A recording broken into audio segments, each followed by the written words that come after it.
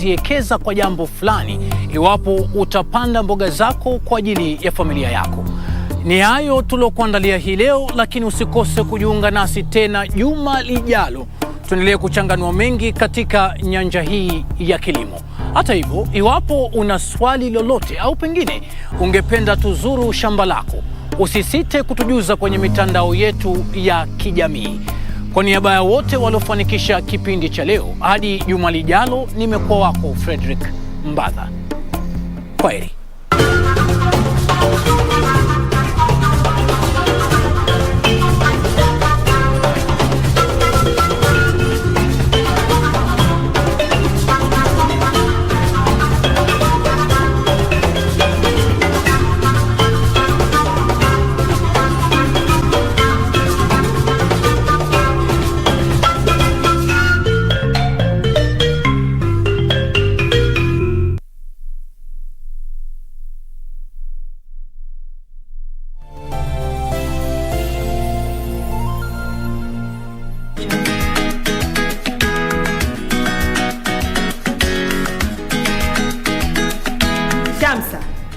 Nachoka mimi na hizi habari zako.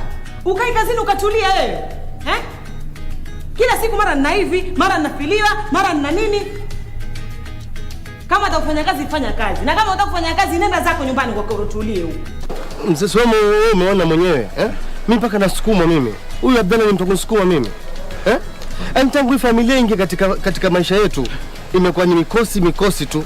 Lakini wewe nayo faudi angalia.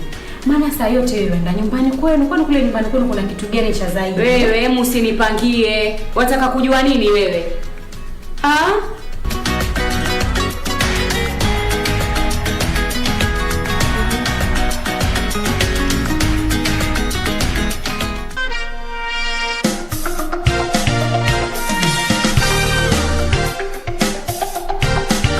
I didn't pass.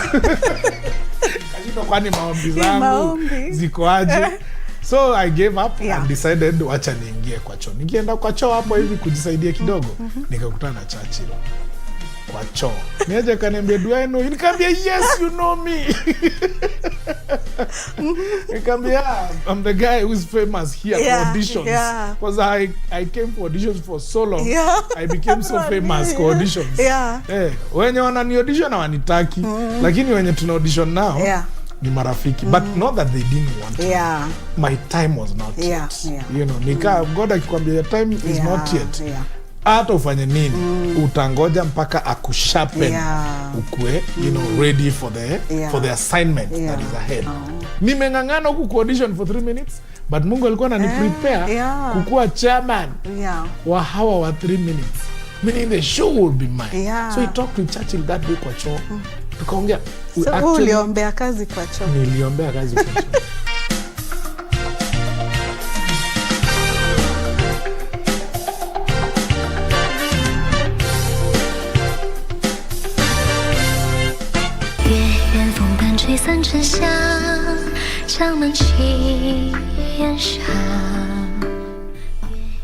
Now that she ran off, we now have a good reason to ban her, which is good for us. What are you doing out here? Arrest this woman right now!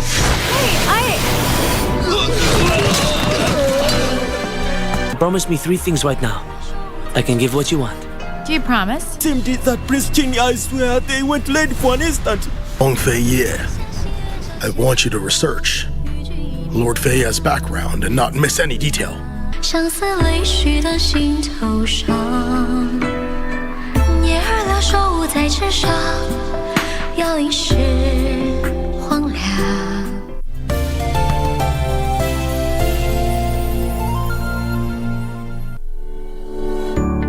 When COVID-19 pandemic first broke out, it took the world by storm and in an unprecedented manner. My fellow Kenyans, on Friday, March 6th of this year,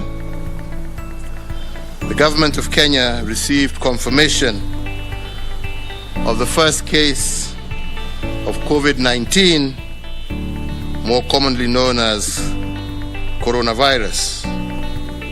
The world global supply chain was disrupted. leaving manufacturers who are used to seamless flow of raw materials and stable market to wander in uncharted waters. COVID-19 initially was a bit of a shock. We lost about 70% of our business, existing business, in the month of March. But I must say, I think we were prepared for it. We needed to comply with the social distancing, so we had to reduce our workforce with almost more than half. Then the other thing also, we had also to reduce our operations to almost half. So our machine efficiency, our cost of production has gone high because we have not been able to optimize our production. The world of essential medical supplies was not spared either. COVID is primarily a disease that affects the respiratory system, and therefore we've had to deal with it as a health challenge and to ensure that we minimize the spread of the virus around the country and around the world. Measures for dealing with COVID have had impact on many other sectors as well. You need to increase social distancing so that people don't pass it to each other. That has implications in how we organize workplaces. That has implications on travel, and therefore has had great implications on many other sectors. I mean, nobody has been spared by COVID. A lot of our exports, especially of apparel, were affected. But I noted from talking to our exporters that has now picked up. As a ministry, we have provided the necessary guidelines for the conduct of business. The ministry has always been very keen and has been at the forefront of ensuring that we don't have complete business shutdown. We've worked very hard with our colleagues in the Ministry of Health to ensure that there are protocols for business continuity. The Kenyan business community has spent time and taken and really risen up to the task to produce necessary medical commodities that used to be imported. Personal protective equipment, masks, and ventilators, and all these products have been previously imported. But I'm actually quite glad to note that in the space of 2 weeks, the Kenyan business community had adjusted themselves to be able to supply these goods, and currently we enjoy goods that are made in Kenya. E-commerce and digital trade have really taken off. We have latent capacity within our sector for reimagining our businesses and for innovation. And my message to the SMEs is this: that government is always been available and will continue being available to support you.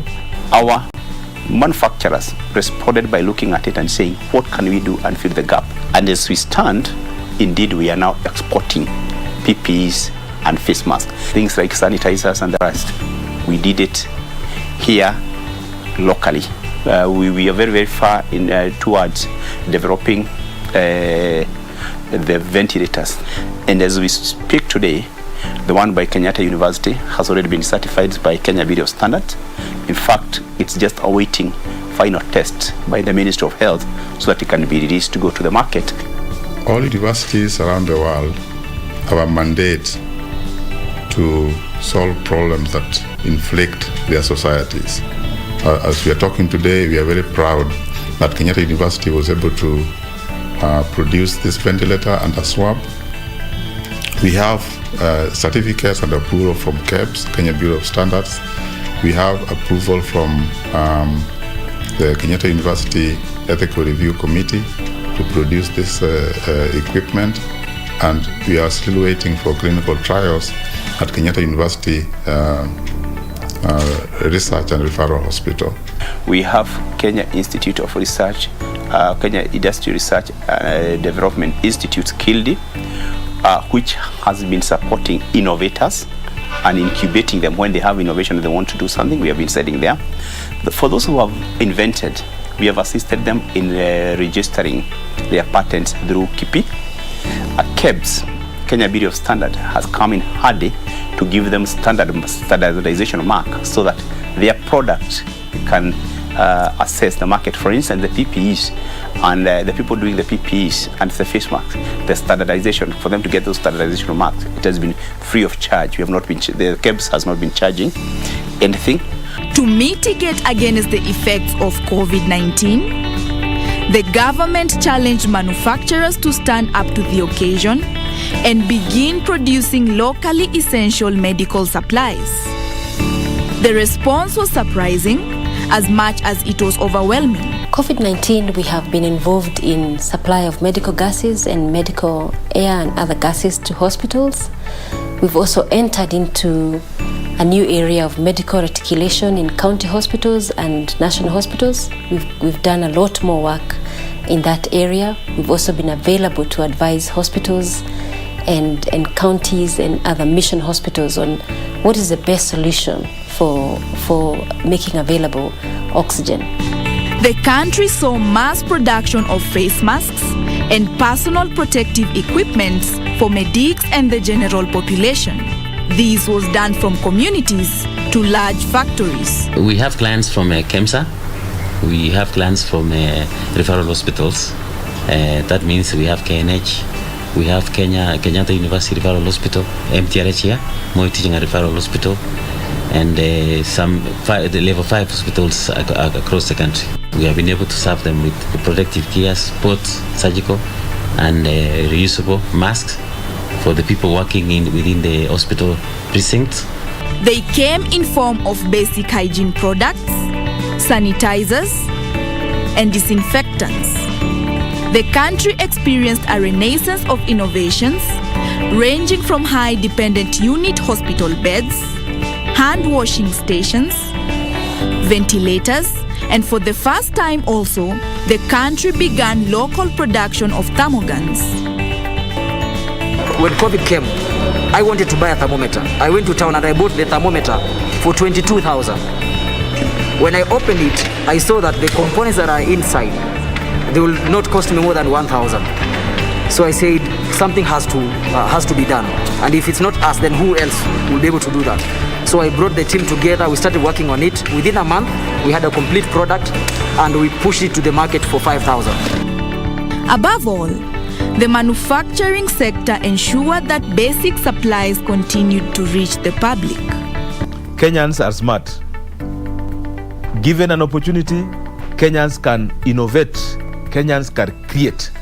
Kenyans are able and capable of producing goods for their own use. Let us buy Kenya and build Kenya. And we need to start giving life to our industry and to preserve our jobs, because everybody out there is talking about jobs, whether it's the US, European Union, UK, Japan, China, India. They're all talking about how do we preserve jobs, because it's a global pandemic. It's had global ramifications on jobs. And I think we also need to start thinking that we need to manufacture locally, we need to ensure our jobs retain locally, and we need to make sure that we keep our head above water. COVID-19 crisis will be with us for a while, and we are at the phase of flattening the curve. We'll get to the phase where we'll be fighting for the survival of the economy and move to the future of what the country will then look like. The other important thing that has come out during COVID is the issue of technology and the fact that the fourth industrial revolution is here with us. So issues around the Internet of Things, 3D printing, incorporation of technology into the manufacturing sector and also into our supply chains. We have seen e-commerce take a front line during this period. Even as we have had to shut down some parts of our economy because of the COVID-19 pandemic, the manufacturing sector has continued to ensure that essential goods are supplied. We have rediscovered ourselves as a country, and the role of the ministry is to maintain that momentum and repurpose industry and local production to achieve that going forward.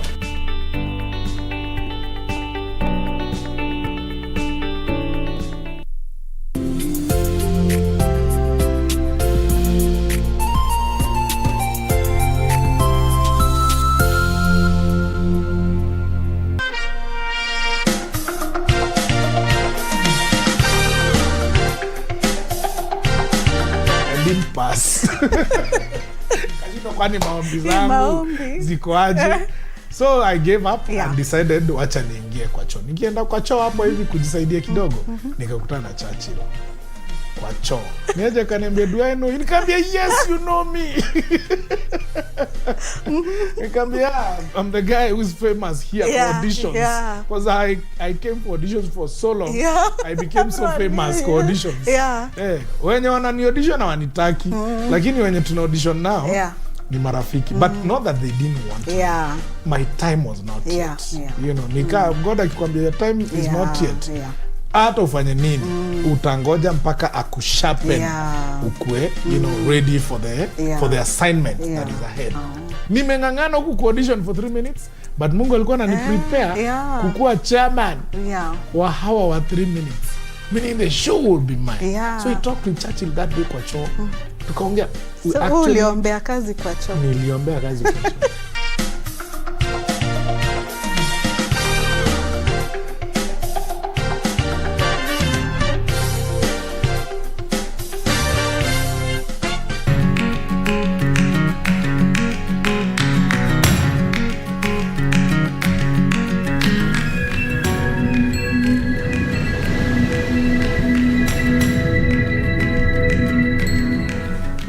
Inakaa kama kilinge cha wachawi. Leo niliamua kufanya usafi kila mahali, ndio maana kila kitu kilivyo vile kilivyo. Nataka tuende sote. Tangu lini mimi na wewe tukatembea? Si unaona? Kama wewe kulala nje na kuzima simu ndio kumaanisha nini? Ili hali ulijua vizuri mtoto ametoka akiwa na maumivu.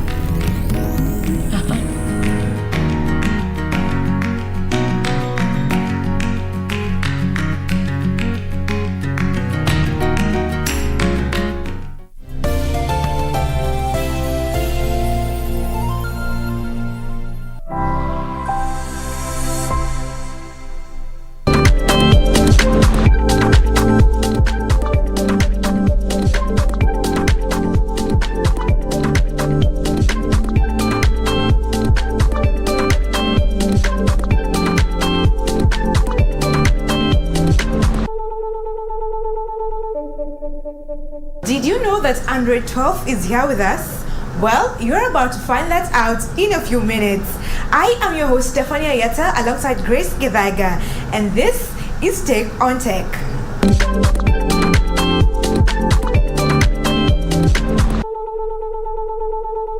Thank you for joining us. It's always a pleasure having you around. And now, to start us off, do you remember Clippy? That googly-eyed paperclip that used to help with the Microsoft Office tasks? Well, Clippy is back. This and many more stories on Tech News. Clippy, who has been trying to get back his job since 2001, is finally back. Born in Office 97 as a small paperclip to help Microsoft Office users. However, it was given the boot by Office 2007, then resurfaced earlier this year for one day as an animated sticker in Microsoft Teams before the company shut that down. Microsoft announced plans to replace its standard paperclip emoji with an image of big-eyed Happy Helper Clippy. The move is part of a broader refresh of 1,800 emojis across all Microsoft apps and services, which will roll out later this year. Emojis are often used as tools to lighten or intensify tones, express playfulness, or enhance expression.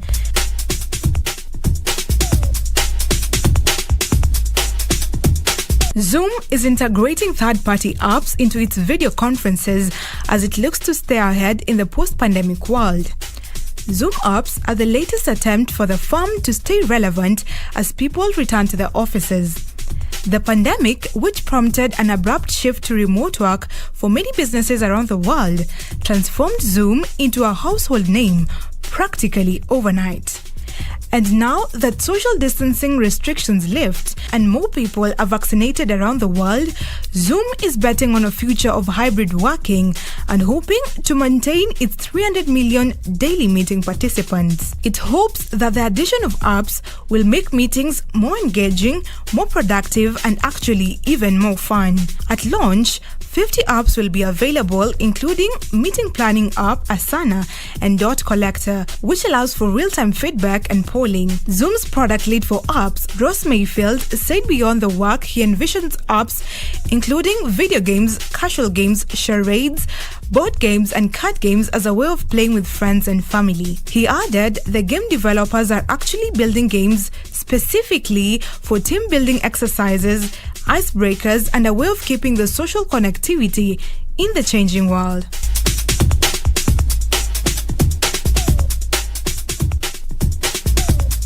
Jeff Bezos, the world's richest man, went on an 11-minute supersonic joyride of New Shepard, a rocket ship made by his space company Blue Origin, on 20th July. Riding alongside the multi-billionaire were Bezos' brother Mark Bezos, Wally Funk, an 82-year-old pilot, one of the Mercury 13 women who trained to go to space in the 20th century but never got to fly, and an 18-year-old recent high school graduate named Oliver Damon, who was Blue Origin's first-paying customer and whose father, an investor, purchased his ticket. Jeff Bezos is not the first billionaire to space to fly on a craft he helped fund. Richard Branson and his company Virgin Galactic rocketed into space only 9 days prior. Bezos is, however, now the richest person to go to space. Not to mention, Bezos' rocket ship flew farther into space than Branson's, reaching 62 miles above Earth. Blue Origin will continue to explore space tourism by offering tickets for joyrides to high-paying customers. In fact, the company announced it's open for sales tickets. Those interested in flying on a future Blue Origin flight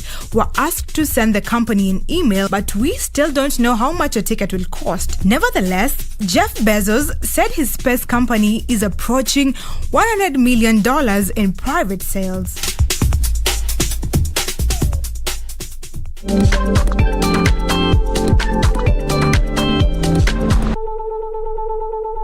I'm curious, what has been your best day ever? For Bezos, his best day was when he went to space and came back. And in case you're having $100 million lying around somewhere, you might want to book a ticket to space, and while you're at it, take me with you. Anyway, now let me take you to Tech of the Week, and today we are featuring Android 12. This Android has excellent, amazing features that you'd want to check out.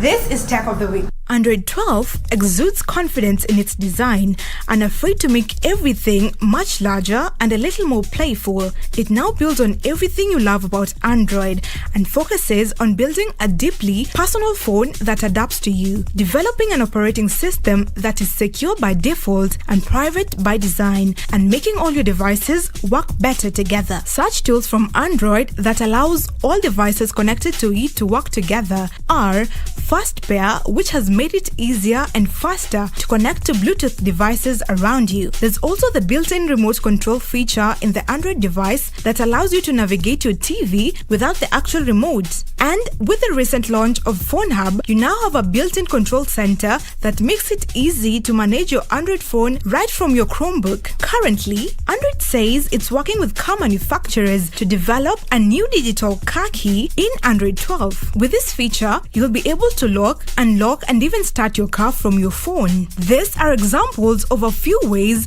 that Google is helping all your devices work better together with your Android phone. Android 12 on Pixel devices will enable you to completely personalize your phone with a custom color palette and redesign widgets. Using color extraction, you choose your wallpaper and the system automatically determines which color are dominant, which ones are complementary, and which ones just look great. It then applies those colors across the entire operating system. With the fluid motions and animation features, your Android device will come alive from the moment you pick it. With every tap, swipe, and scroll, your phone quickly responds to your touch with smooth motions and animations. Your Android devices will be faster and more responsive with better power efficiency, so you can use your device for longer without a charge. This was achieved by some under-the-hood improvements, including reducing the CPU time needed for core system services by up to 22% and reducing the use of big cores by the system by up to 15%. Android 12 is packed with other useful experiences like improved accessibility features for people with impaired visions, scrolling screen screenshots, conversation widgets that bring your favorite people to the home screen, among many others. You can find many of these features today in Android 12 Beta, available on Pixel and other devices.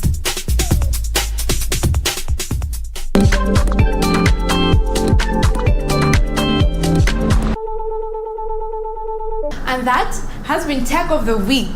I am mostly fascinated by the fact that you can control your car using your phone, and you can also share your car keys to friends and family using Bluetooth. I am definitely waiting for Android 12. And now let's move on to the interview segment where we have great insights for you.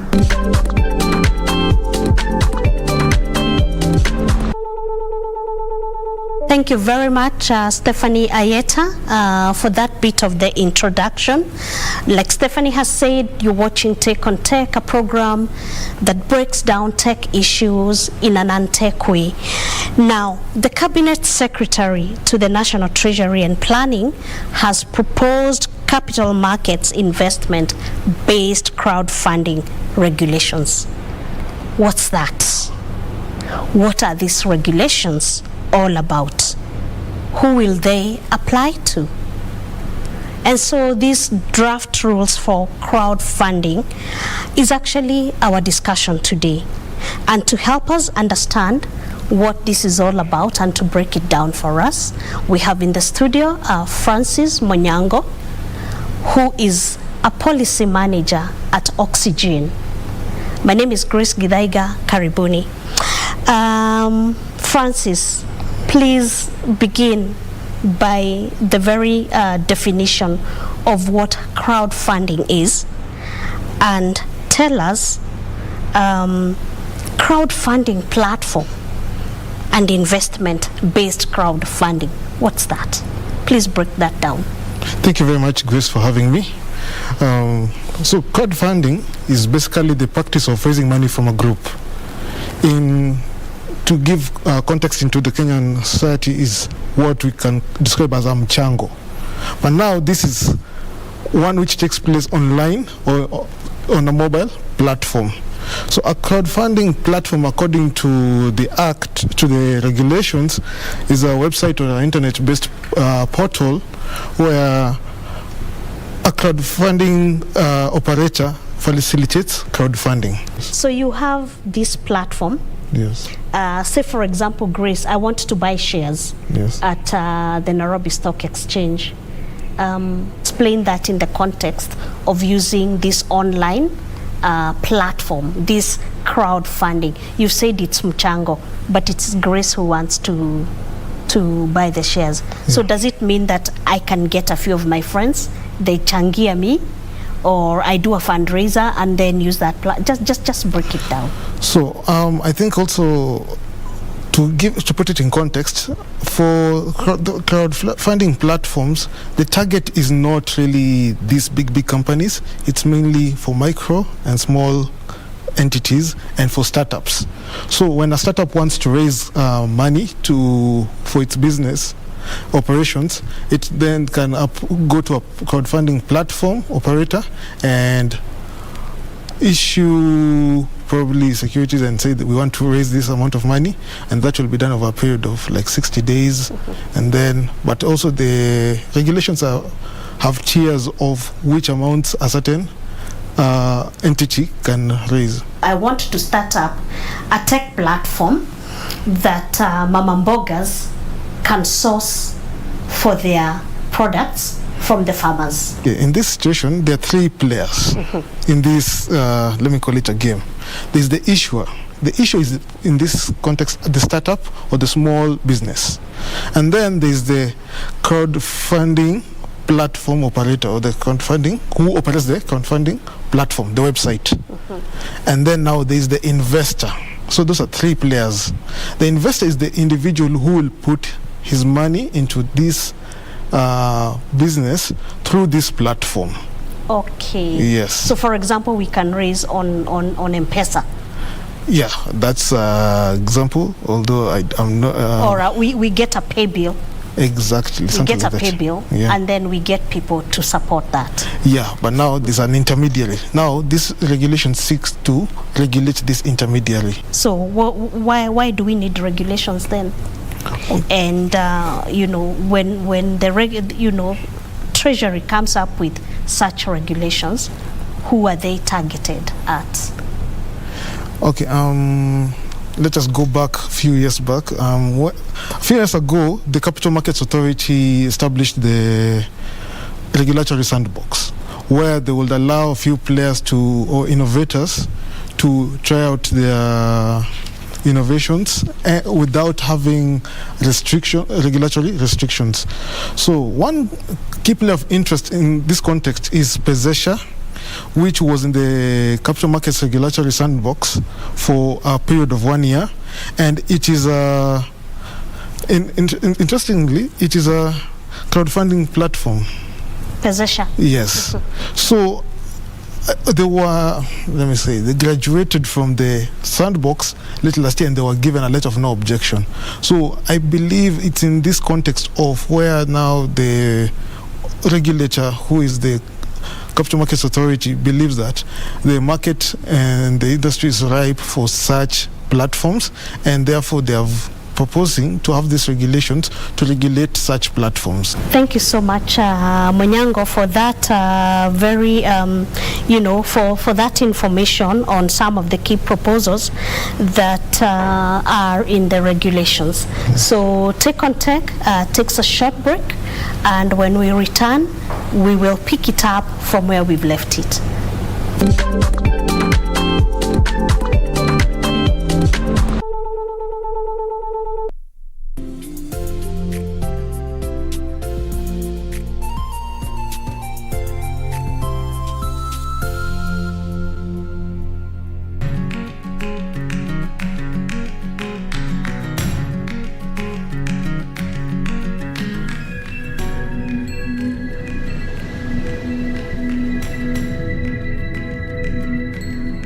Mbona nyumba inakaa kama kilinge cha wachawi? Leo niliamua kufanya usafi kila mahali, ndio maana kila kitu kilivyo vile kilivyo. Nataka tuende sote. Tangu lini mimi na wewe tukatembea? Si unaona? Kama wewe kulala nje na kuzima simu ndio kumaanisha nini? Ili hali ulijua vizuri mtoto ametoka akiwa na maumivu.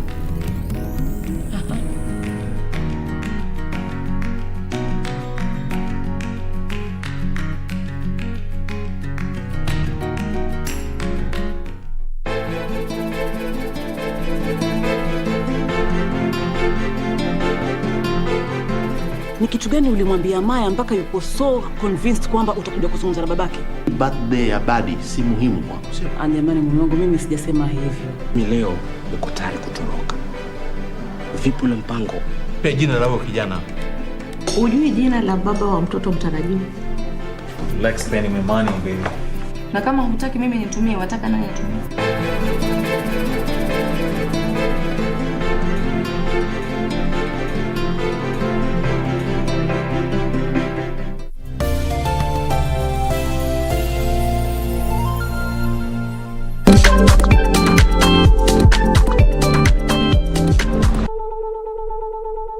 Welcome back to Take on Tech, a weekly program that brings you technological debates and concepts and breaks them down in an untech way. In today's program, we are discussing the draft regulations on that have been proposed by Treasury on crowdfunding for crowdfunding regulations for investment. And in the studio we have Francis Munyango, and my name is Grace Gidaiga. Please follow us on social media. This conversation continues there. Our social media is at KBC Channel 1. That's on Twitter and on Facebook. And on Instagram, you'll find us at KBC Channel 1. So you can also follow me on Twitter at Gidaiga. So Munyango, please, you were telling us about some of the key proposals in the regulations. Yes. we are interested in hearing about, speak to the issue of investors' rights versus the citizens. And this is because citizens have lost funds in some of the crowdfunding platforms. Do the regulations, for example, put in any sort of checks? Take it from there. Thank you very much for that question, Grace. So the regulations do bring order into this, especially now these platforms have to abide by the law. They have a law which governs this entire process of crowdfunding for securities and securities and shares. So one key thing that is in the regulations is the disclosure element. An operator has to disclose all risks associated with the crowdfunding investment, which includes information on general risk, warning the platform restrictions and the ability to cancel the investment. So basically, full information on what this investment entails and their rights as an investor. The platform should have information on the user's rights and users' rights and responsibilities. Users here are two. There's the investor and the issuer. Let's say the small company, the small business, or the startup that is raising money via the platform. So both have rights and responsibilities that should be communicated in this platform. There's the list of information relating to issuers and the investors that are hosted in the platform.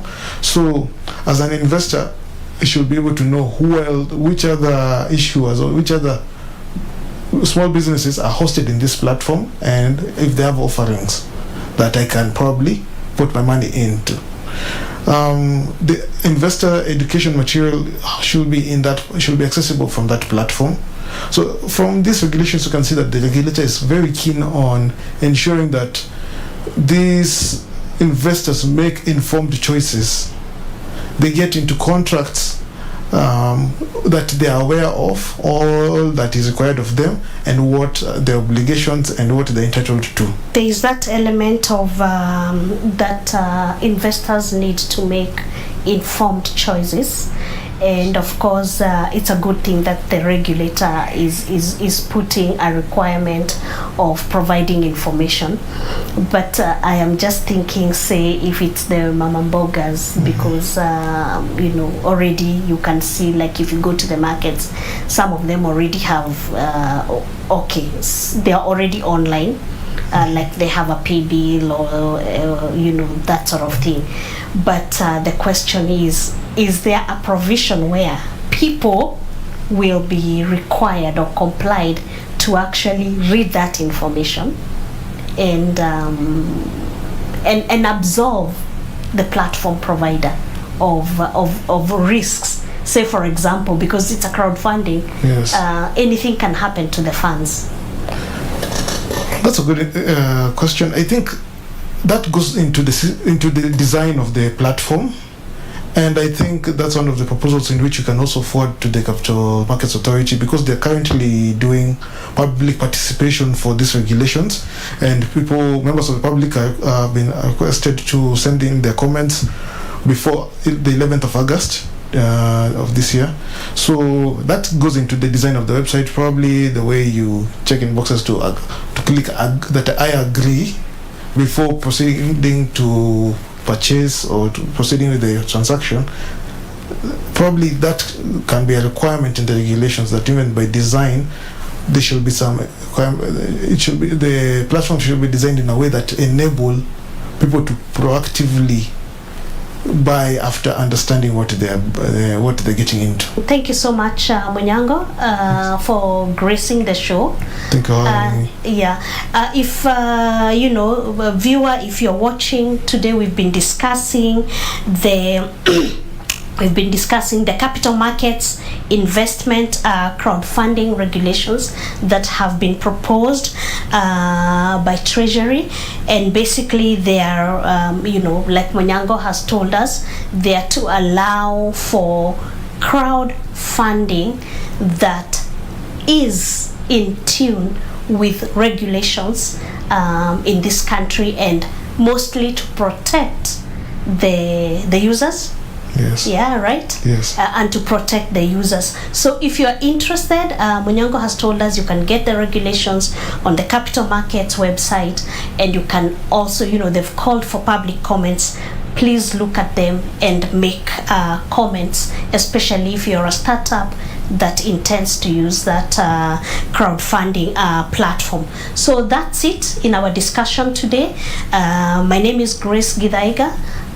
You can follow this conversation on our social media handles. That's both Twitter and Facebook. That's at KBC Channel 1. And you can also follow me at G Githaiga. That's on Twitter. And now I take you back to Stephanie.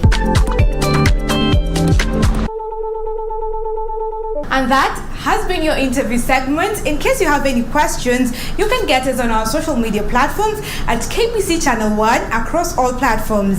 Let me now take you to the Innovators Club.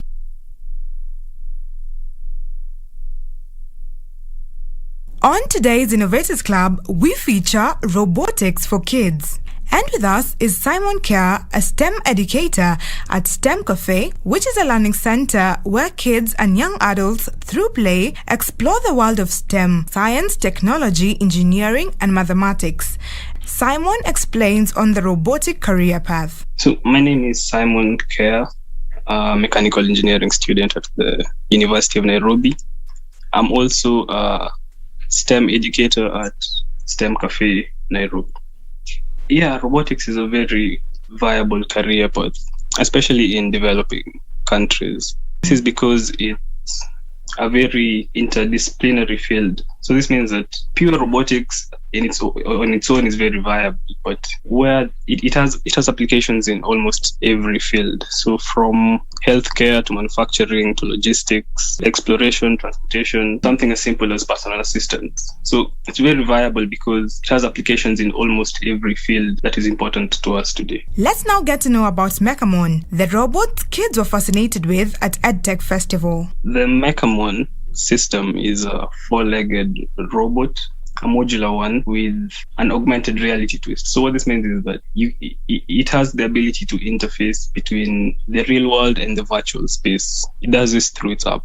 So the bot is controlled by inputting code into the companion app that comes with it. It was developed by a guy called Silas in Nigeria as an accessible robot for educational purposes. And this is what he means when he says Mechamon is used for education purposes. The bot comes with a companion app and to be able to make it do all these various functions. So the kind of code that we use with the bot is something we call block code. It's what we used to teach introductory programming. It's a very simple language, very intuitive as compared to writing out text code. So that makes it very accessible for educational purposes because you don't have to have a background in deprogramming to be able to use it. It's also a very modular bot, which means all the parts can come out easily, can be replaced easily. So that's good because repairs are very easy and making adjustments to fit each child's style is very possible. Children are taught everything from coding all the way to creating the robot. And if you think it's too hard for the kids to grasp, then you might want to change your mind. You've heard it.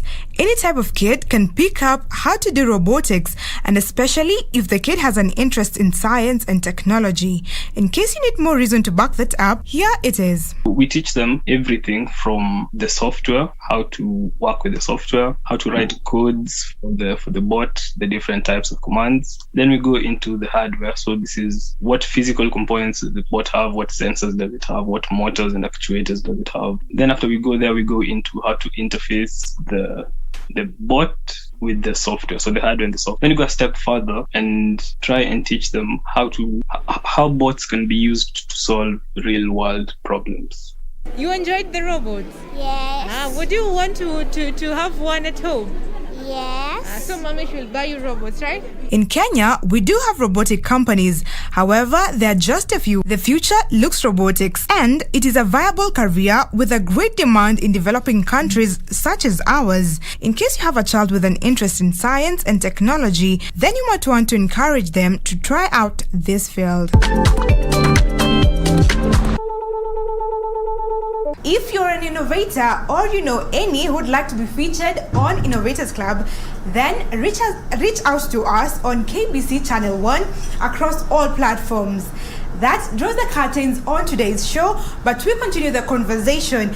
You can get us on our social media platforms again at KBC Channel 1, or you can get me at Stephanie Ayeta across all platforms. Until next week, let's keep it tech. Adios.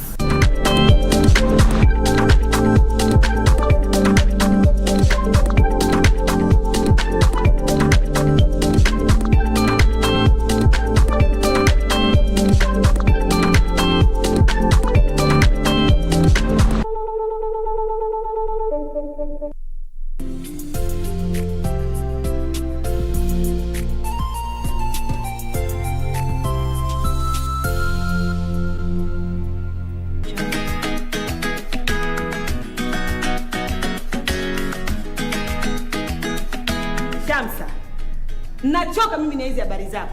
Ukai kazini ukatulia wewe. Kila siku mara na hivi